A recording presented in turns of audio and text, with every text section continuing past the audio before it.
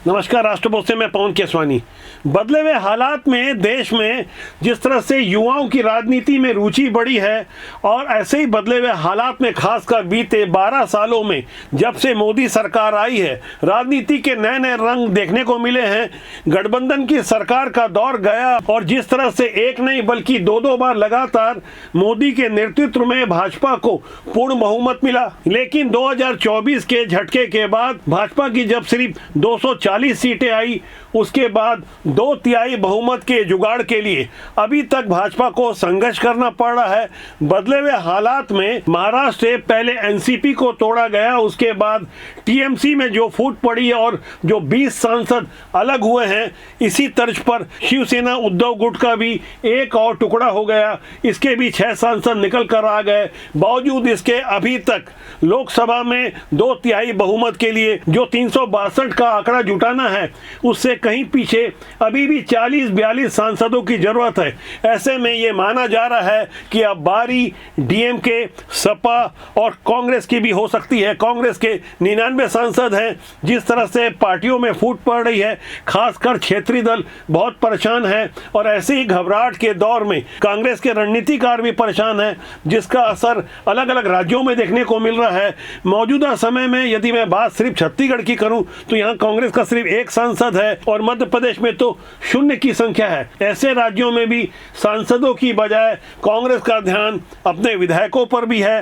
अंदर खाने बहुत कुछ चल रहा है। विधायक जो असंतुष्ट हैं कांग्रेस के, उनकी भी पूछ परख बढ़ गई है। अंदर खाने बदले हुए हालात में बहुत कुछ बदल रहा है। ऐसी बदली हुई राजनीति को यदि हम छत्तीसगढ़ के नज़रिए से देखें, जहां भारतीय जनता पार्टी की सरकार है, हालांकि सरकार को लेकर आम जनता में वैसी फील गुड वाली स्थिति नहीं देखी जा रही जिसकी उम्मीद की जा रही थी।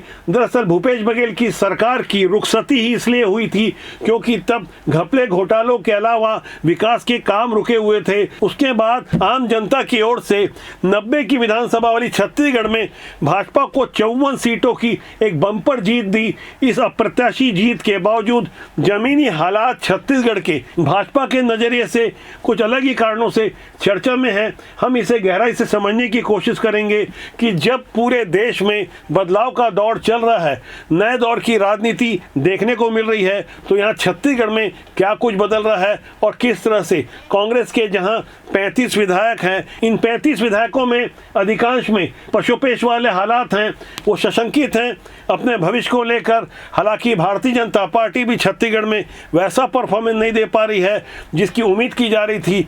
अब यहाँ से समझना होगा बदले हुए हालात में दिल्ली क्या तय करता है, खासकर जिस तरह से भारतीय जनता पार्टी के लिए नए नए प्रयोग किए जा रहे हैं, नए लोगों को मौका दिया जा रहा है, नए नए मंत्री बनाए गए।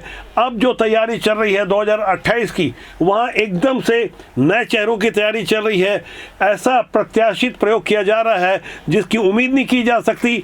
ठीक वैसे ही जैसे मंत्रिमंडल में पहली बार 7 नए चेहरों को मौका दिया गया और उसके बाद भी जो 3 नए मंत्री बनाए गए वो भी पहली बार विधायक चुनकर आए थे, उन्हें ही मौका दिया गया। ऐसे प्रयोगों वाले दौर में भारतीय जनता पार्टी न केवल छत्तीसगढ़ बल्कि पूरे भारत भर में युवाओं को तलाश रही है। जैसे भाजपा ने अपना राष्ट्रीय अध्यक्ष ही सिर्फ 45 की उम्र का बनाया है। अब यहाँ सबसे दिलचस्प बात यह है, नितिन नवीन को ही राष्ट्रीय अध्यक्ष बनाया जाएगा, ये किसी ने नहीं सोचा था, लेकिन तैयारी करने वालों ने बहुत पहले से तैयारी कर रखी थी।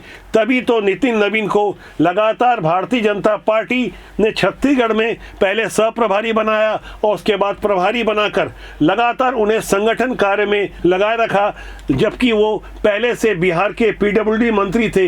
लेकिन संगठन कार्य में उन्हें लगातार अनुभव दिलवाने के बाद अचानक से राष्ट्रीय अध्यक्ष के रूप में उनकी घोषणा कर दी गई। जिस तरह से उनकी नियुक्ति हुई है, उसे लेकर राजनीति के जानकार ये अच्छी तरह से समझ गए हैं कि जो तैयारी होती है वो बहुत पहले से होती है और जिस नाम की चर्चा भी नहीं थी, उन्हें ही जब राष्ट्रीय अध्यक्ष बनाया गया तब वहां ये माना जा सकता है कि एक और प्रयोग सफल रहा। ऐसी ही कई और बड़ी तैयारियों के तारतम्य में भाजपा के रणनीतिकारों ने मिशन 360 के अंतर्गत 2/3 बहुमत जुटाने की भरपूर व्यवस्था कर ली है। जो तैयारियां चल रही है वहां इस बात का ध्यान रखा जा रहा है कि बीते 17 अप्रैल को जिस तरह से महिला आरक्षण और परिसीमन से जुड़े बिल को लोकसभा में पास नहीं होने दिया गया और 2/3 का बहुमत जुटाने में जिन वजहों से भाजपा पीछे रह गई, उन्हीं वजहों को अब दूर किया जा रहा है। ऐसी तैयारी में जुटी भारतीय जनता पार्टी ने टीएमसी, शिवसेना, एनसीपी को लगातार 2/3 बहुमत के लिए तैयार किया।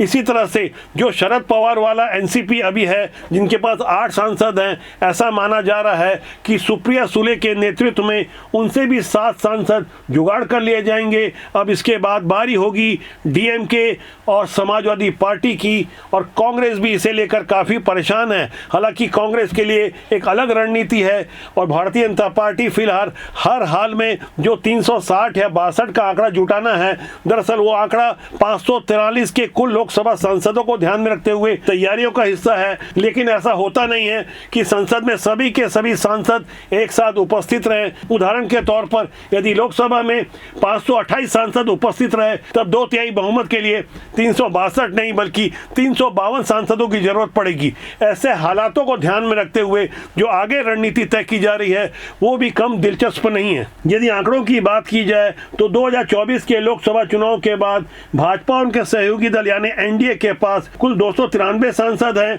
बहुमत से जो 21 ज्यादा हैं। लेकिन बदले हुए हालात में ये संख्या अब 319 तक पहुंच गई है, जिसमें से 20 सांसद टीएमसी से आए हैं, 6 सांसद हाल में ही उद्धव ठाकरे गुट से आए हैं। इस तरह से मोदी सरकार को 2/3 बहुमत के लिए 41 सांसदों की जरूरत पड़ेगी। संसद में 2/3 का बहुमत जुटाने के लिए 2 विकल्पों पर तैयारी चल रही है।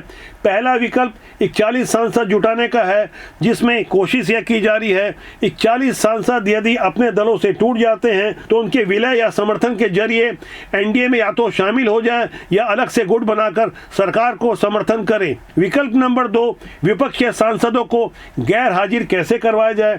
ऐसा करने से संसद में प्रभावी सदस्य संख्या घट जाएगी, फिर 2/3 का आंकड़ा सिर्फ 319 पे आ जाएगा। ये फिलहाल ये संख्या एनडीए के पास है। इसके लिए रणनीतिकारों का पूरा ध्यान समाजवादी पार्टी के तरफ है, जिनके पास 37 सांसद हैं, जबकि डीएमके के पास भी 22 सांसद हैं, और एनसीपी के बारे में जैसे मैंने पहले बताया 8 सांसद हैं, जिसमें से 7 फिलहाल कहीं ना कहीं भाजपा के संपर्क में हैं।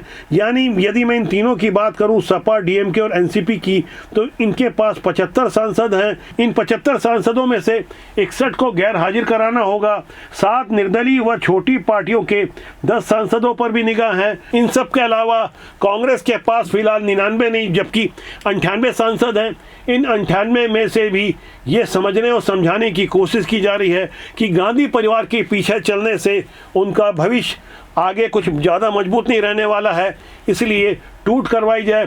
टूट के लिए भी पर्याप्त संख्या चाहिए और पर्याप्त संख्या के लिए एक खास रणनीति चाहिए। अंदर खाने बहुत कुछ चल रहा है। क्या किसी ने सोचा था टीएमसी की ऐसी हालत होगी? क्या किसी ने सोचा था शिवसेना जो पहले से टूटी हुई थी, उस टूटी हुई शिवसेना जो उद्धव गुट वाली थी, उसमें से भी इतनी बड़ी टूट हो जाए और आज अपने औचित्य के लिए उद्धव ठाकरे और ठाकरे परिवार को संघर्ष करना पड़ रहा हो? इसी तरह कांग्रेस के साथ भी कुछ अनहोनी हो जाए तो बदले हुए हालात में कुछ भी असंभव नहीं माना जा सकता, क्योंकि अमित शाह की जो रणनीति काम कर रही है, वहाँ जानकार बताते हैं कि मोटा भाई कुछ भी करवा सकते हैं। अब जब मैं बात कुछ भी करवाने की कर रहा हूँ तो यह समझना होगा कि आखिर ये 2/3 का बहुमत चाहिए क्यों। तो इसके 4 बड़े कारण हैं। पहला कारण है कि परिसीमन हर हाल में करवाया जाए, इसके लिए 2/3 बहुमत की जरूरत है। परिसीमन होने से सभी राज्यों में लोकसभा सीटों में समान रूप से यानी 50% की वृद्धि हो जाएगी। इससे सदन में कुल संख्या 850 तक पहुंच सकती है। इसी तरह महिला आरक्षण की बात की जाए तो परिसीमन के बाद 2029 के चुनाव से लोकसभा व विधानसभा की 1/3 सीटों पर महिला आरक्षण लागू हो जाएगा। इसी तरह तीसरा बड़ा टारगेट है एक देश एक चुनाव, यानी राज्यसभा और विधानसभा के चुनाव एक साथ होंगे, जिससे हमारे देश का अरबों रुपए बच जाएगा, समय भी बचेगा। इन सब के अलावा चौथा बड़ा कारण है कि संविधान में आवश्यक संशोधन करवाया जाए। ये 2/3 बहुमत से ही संभव है। यानी पूरी तैयारी मोदी सरकार 2029 तक इंतजार के लिए नहीं बैठी है। 2029 के पहले ही जितनी भी संख्या है हर हाल में उसे और मजबूत किया जाए। संख्या जब बढ़ेगी 2/3 का बहुमत आएगा, तब आप देखेंगे बदले हुए हालात में बहुत कुछ बदल जाएगा। जो पहले नारा दिया जा रहा था कांग्रेस मुक्त भारत, आपने गौर किया होगा पिछले लोकसभा चुनाव में वो नारा सुनाई नहीं दिया, लेकिन अंदर खाने बहुत कुछ चल रहा था, बहुत सारे दलों की मुक्ति क्या छुट्टी हो सकती है बदले हुए हालात में। ऐसी बदली हुई तस्वीर के बारे में आपका क्या ख्याल है, कमेंट जरूर कीजिएगा। साथ ही हमारे इस आग्रह पर गौर करें, अच्छे लोग राजनीति में आए। राजनीति बुरी नहीं होती, उसमें काम करने लोग अच्छे या बुरे होते हैं। बुरे लोग राजनीति में काबिज रहते हैं और राजनीति नाहक की बदनाम होती है। फिलहाल अभी के लिए इतना ही, बहुत जल्दी मेरे आपसे फिर मुलाकात होगी। नमस्कार।